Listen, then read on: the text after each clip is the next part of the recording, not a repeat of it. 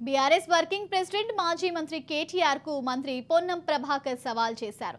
BRS విడుదల చేసిన శ్వేతపత్రంపై చర్చకు రావడానికి కేటీఆర్ సిద్ధమేనా అని ప్రశ్నించారు. కేటీఆర్ విడుదల చేసింది శ్వేతపత్రం కాదని, అది తెలంగాణ ప్రజల చెమటతో కూడిన పత్రమని కౌంటర్ ఇచ్చారు.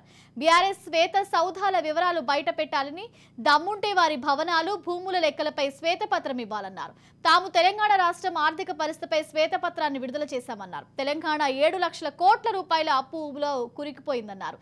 తెలంగాణ ప్రారంభంలో ధనిక రాష్ట్రం అని చెప్పిన బీఆర్ఎస్ నేతలు ప్రభుత్వ ఆస్తులు ఎందుకు అమ్మివేశారని చెప్పారని నిలదీశారు. అదే సమయంలో బీఆర్ఎస్ నేతల ఆస్తులు ఎలా పెరిగాయని ప్రశ్నించారు.